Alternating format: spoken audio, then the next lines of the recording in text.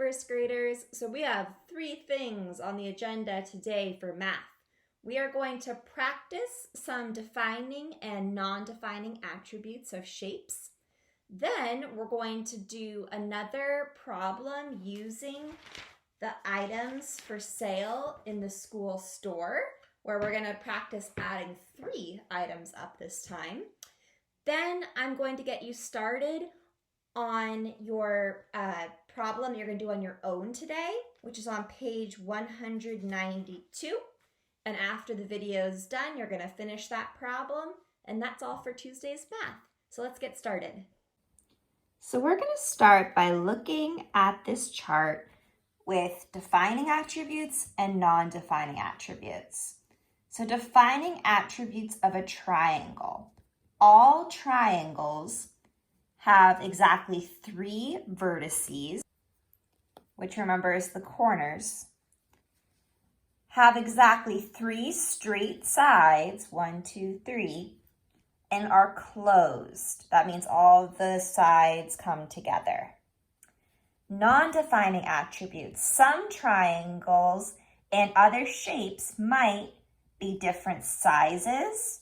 So a triangle could be small like this. It could be as big as my whole table.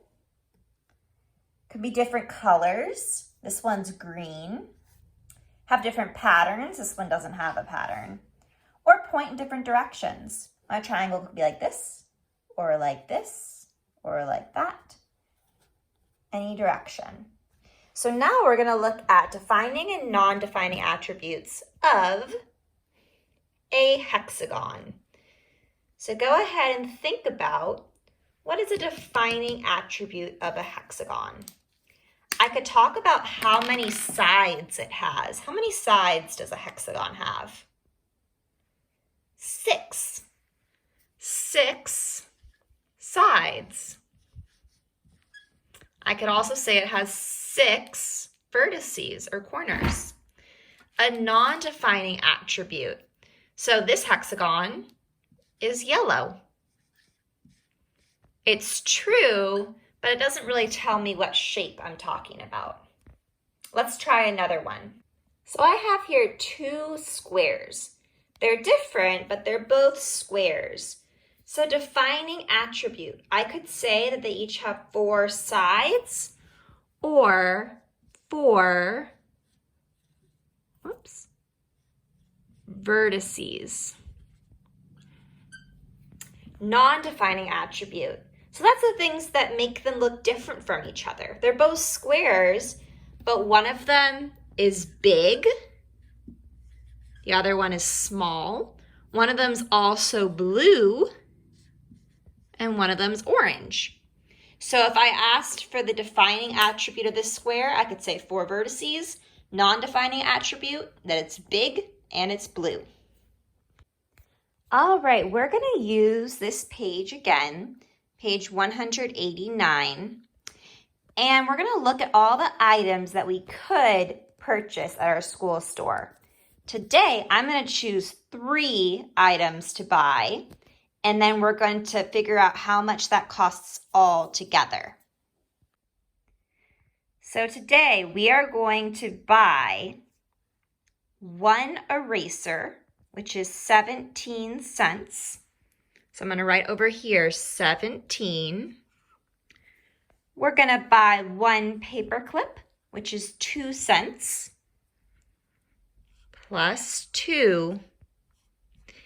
And we're going to buy a box of crayons, which is 80 cents, plus 80.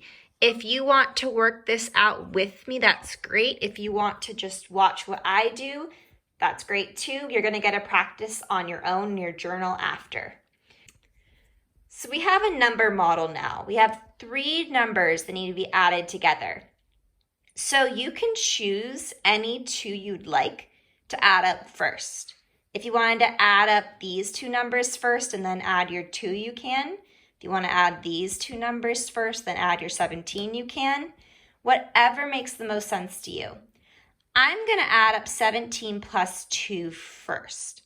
So for 17 plus 2, I'm going to start at 17 and count up. So I'm going to use my hand bump my head lightly. 17, 18, 19. 19. So these two together make 19. Now I still need to add my 80. To add 80, I'm going to flip to my hundreds chart in the back of my journal. There we go. And I am going to find 19, and to go up 80, that's going up 8 tens. To go up 1 10, I know I just go down 1 on the hundreds chart. So I need to do that 8 times. 10, 20, 30, 40, 50, 60, 70, 80. It's 99. So my answer is 99. Then I have to think, 99 what? What am I talking about here?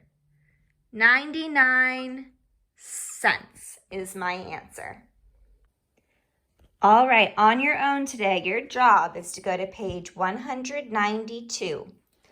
And this problem says, you bought a toy that cost 17 cents. You bought another toy that cost 20 cents. How much did you pay in all?